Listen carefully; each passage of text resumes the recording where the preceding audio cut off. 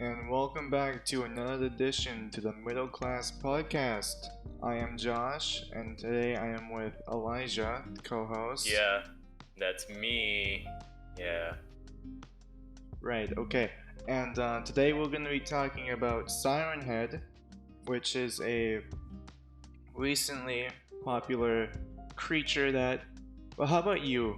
You describe it, Elijah. All right. Yeah, I can. I'll describe it for you. So let's talk about the origins first, just so we all know where Sirenhead came from. Of course. Originally, Sirenhead was created back in 2018 by the Canadian horror type artist known as Trevor Henderson, who is known for making various bizarre cryptids over the internet. Now, I know that cryptid might not be a term that some people know, so allow me to give you the definition. According to the Oxford English Dictionary, it defines the noun cryptid as an animal whose existence or survival to the present day is disputed or unsubstantiated. Essentially just meaning there's little to no evidence. A great example of this that a lot of people would know would be Bigfoot, right? Not a lot of evidence that proves he exists, but there's that small bit that's kind of right? So the first photo of Sirenhead that Henderson made was one featuring Sirenhead at a graveyard in which Henderson wrote a story about. Henderson also mentioned that Sirenhead is very similar to the famous character, which is yet another cryptid, Slenderman. The reason why he says that they're similar is because both of the characters were edited into real-life photos and had a story written, essentially acting as some sort of explanation for the photo. In description-wise, according to Henderson, Sirenhead is a 40-foot-tall humanoid creature with a heavily emaciated, near skeletal frame covered in dried, mummified flesh, the color of rusty metal. Its limbs are disproportionately long and thin, with arms as long as its legs, ending in huge, bony hands. In place of its neck and head is a thin pole of flesh, with two metal sirens attached to either side, hence the name, and several black wires snaking around its neck and into its upper shoulders, pressed against its abdomen. These speakers are the only metal parts of its body fused to the neck by tendrils of flesh and capable of swiveling around it, much like the head of an owl. Some images depict Sirenhead speakers with toothy, lipless, human-like jaws and a long, thin, retractable snake-like tongue. Though Henderson has said that the teeth are only visible on a certain radio frequency, which I find is kind of funny. True to its name, Sirenhead speakers can play various types of loud noises, typically air raid sirens, garbled music, conversations, imitations of people close to the victims, number station broadcasts, or emergency broadcasts. Trevor has revealed that Sirenhead is able to pick up sounds it hears from the airwaves and repurpose them. And while that really doesn't make any sense to us as humans, it is a conscious choice on its part. That is pretty much the best description out there for Sirenhead. And would there be like multiples of Sirenhead, or is it just one? From what I have seen, it's pretty much there. It could be an entire species with subspecies as well, or it might be one entity that roams the entire planet. It is said though that Sirenhead is not of this reality, so whether it would be a species or a single entity, you have to wonder how it or they got here, right? Yeah. Now, like, in terms of, like, because there's multiple depictions of Sirenhead considering its spread on the internet. And there was this one depiction that I liked of how it was created. Pretty much, it was this, like, doctor that was really keen on making sure that people don't, like, die when like the people that are in his care don't die. But of course, people do. The people have, and it affected him to the point where he started doing experiments on like corpses and trying to reanimate them. Eventually, he created one that resembled Sirenhead. Though he was still, since it was made by a human, it was normal human size. He was used for general like maid stuff. He would do chores, follow orders and whatnot. Eventually, he started to grow and started disobeying, and eventually he just, well, escaped and ran away into the forest. They were never able to find him until, well, he grew to the size he did, 40 feet. And that's how that depiction of how he came to be. I did like that one. Yeah, that one is definitely very interesting, especially meaning that someone, number one, created him and it not being an actual natural anomaly, right? Yeah, is really cool. And this was all in the point of view of like the doctor's assistant that helped him with all this. And even she didn't even know how he did it. It's like how he created Sirenhead. It's a complete mystery. That could also clue into the whole supernatural part, because Sirenhead has no eyes or any real sense organs. So one of the things that I've seen online is people saying that it's a supernatural in nature because of the fact that, number one, yeah, it has no sense organs.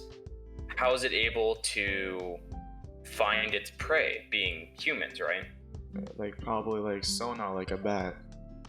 Yeah, echolocation, which would make sense. It just absorbs sound through its, like, what would be its mouth / like sirens, essentially. Because it has antennas on it, doesn't it? Depending on the depiction, yeah. Yeah, because possibly. Because there's multiple, even like outside of sirens, there's Lamphead, which is a street lamp that is one of the two main images of Sirenhead, Lamphead and Sirenhead, which that goes back to the whole subspecies part. I'll have these pictures shown around this time, just so you have a better example of what it looks like for the viewers. Now, for like, because it's spread like wildfire these past like 6 or so months. Even though it's like, yeah, a couple years old since its creation, it just started popping up for whatever reason. And so lots of people have been making games, though there is this one game that came out around the time Sirenhead came out, because, well, it's based off of it, and if I recall correctly, it's just simply called Sirenhead. And it's pretty much the most basic example to understand Sirenhead. It starts off with you getting out of I think it was like a police truck. Something like that, a ranger truck probably. Yeah, forest ranger, something like that. And you follow down this trail, and if you pay attention, you actually will catch Sirenhead in the background behind trees, because, yeah, forest ranger, you're in the forest.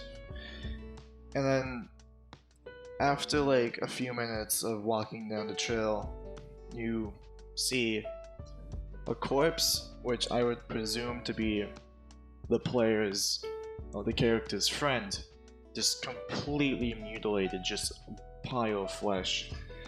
Well, the story behind why you're there is you're a park ranger. You're searching for the missing hiker. Yeah. So the body you find is the missing hiker. Yeah, and it's just completely mutilated. When you approach, try and like interact with it, Sirenhead, that's when he appears. behind you, and so you have to try and get around him and escape from him through the same trail back to your car. And I find interesting is how there's like roughly 2 different types of ending depending on how well you were able to escape. Because if you got to the car but he was still close to you, he'll still get you, because you don't get in the car and leave right away. He doesn't stop chasing you. But if you have enough distance between you and him when you get to the car, yeah, you'll be fine, because he can only move so fast. And it's just a really nice introduction to learning and understanding how a Sirenhead looks and works. And the whole time, yeah, you'll be hearing like sirens just blaring constantly. Especially once Sirenhead appears and is aggroed. And of course, now recently there's been people making newer games. And there's this one game that's like, it's Sirenhead mixed with like Slenderman aesthetics. In terms of you're in a dark, pitch black forest, you have a flashlight, and you start exploring. Eventually, you will meet up with Sirenhead. He'll start chasing you, obviously, as he does. And you just have to try and escape. It's a very simple game, but it just really captures how terrifying Sirenhead can be. Because like, he will be taller than any tree in the forest. You will see him miles away.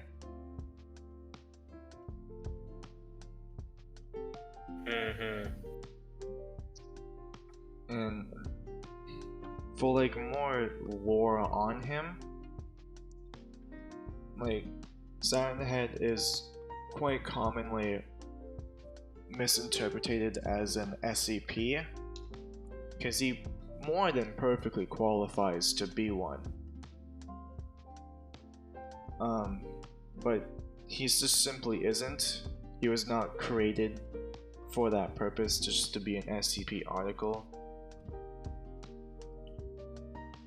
But I don't blame people for like wanting to make him an SCP. Like, he even has his own like number designation for an SCP, but it's unusable due to the fact that the SCP Wiki itself don't use the numbers it's assigned to. The highest number the SCP Wiki has is like 5,999, and Sirenhead's is 6,789. But I'm sure once the SCP Wiki is able to fit the number, he might possibly become an official SCP, which would be really nice. When we finally move on to the next series of SCP articles, yeah, we might be seeing him there. I find Sirenhead to be one of my favorite, like, creatures, per se, of all. Would you call it a creepypasta? When I think of creepypasta, I mainly think of like the old school cryptids. Yeah. I think of creepypasta more as that, and it's a lot more text-based than based on art or photos, just as like all the original creepypastas were. Mainly just like a scary short story. Yeah, but like, Slenderman was a creepypasta. Yeah. And they both have similar beginnings with pictures. But I guess, yeah, creepypastas or a bygone era. Well, yeah, especially because if you were to look at any newer creepypasta, it's full of cliches, and it's not even like old creepypastas weren't full of cliches. It's just there's a lot more of a nostalgic feeling for the old ones. Yeah. It's not like they were good anyways. Well, I mean, they had the potential. Same thing as Sirenhead has the potential to be really good. Yeah, but there's actually people now that have the ability to utilize its potential. Well, I mean, there were people back in the day that were able to utilize Slenderman. Like, look at Slenderman: The 8 Pages and Marble Hornets. Yeah, look at the movie. Two decent pieces of media regarding Slenderman. And then there's... I'd say decent because I don't like Marble Hornets as much. The film, I don't like it as much, but the original Slenderman game was terrifying when it came out, and it had graphical limitations and whatnot, but it was still terrifying. Yeah. Games for Sirenhead are like just really quick, cheap indie games that are made like within like a day or two right now. There haven't been any like real effort put into the games as of yet. Yeah. Like, there's probably people working on big games for Sirenhead, but none that I know of. And if Sirenhead keeps growing in popularity, he will probably get his own movie too. Possibly, yeah. If I think it would be movie, pretty cool. If Slenderman can get a movie, Sirenhead can definitely get one too. Do I think it will be good? Probably not. Especially if it ends up being made by the same people by Slenderman. Wasn't that Sony? I think so. Yeah, it was a good I really attempt. wanted to do. I want to do like an entire rant about that movie, but you know. How about we save that for a different podcast, okay? Yeah, absolutely. But like, yeah, because like, Sirenhead, its lore is quite juicy. There's a lot you could get out of it, I feel. Maybe. Yeah. Well, there's a lot of extended lore too. Yeah. Whether that is like proper canon or not, it's still some good basis for making a wonderful story based on Sirenhead. Have you seen the SCP Animated videos for Sirenhead? Not for Sirenhead, no. Well, for the viewers, I'll link the videos down in the description for you to see. But it's like, it's well, like its own take, its own depiction. It's where I got the whole doctor part from. Okay. And it's like pretty much, it's 2 videos as of now. There's most likely going to be more, but it starts off with this guy talking about his encounter with Sirenhead. It's pretty much a farmer in the woods. Bad start. And yeah. At some point he was talking about how he was a kid and he went into the forest to meet up with this girl. At some point he started hearing her calling for him, but like in a weird radio voice. And he followed it till he saw Sirenhead. Of course, tried to get him, but he was able to just run away back to his house, to his parents. And so the dad started telling him and the mother to get into the bunker.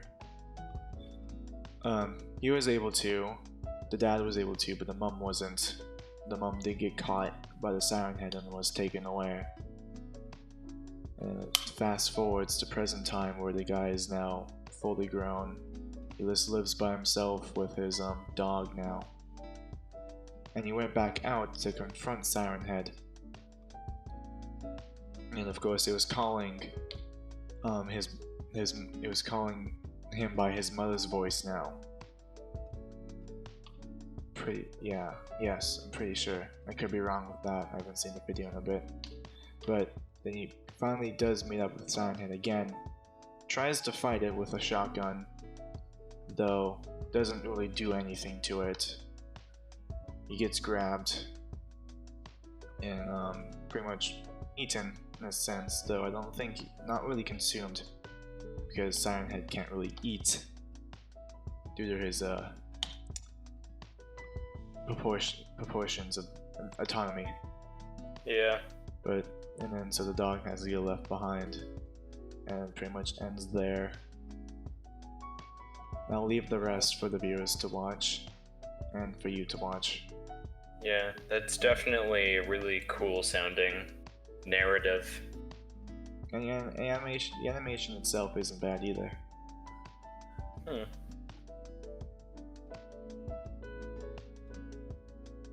You have any additional things to say? No, not really. I feel like I got everything that I wanted off my chest.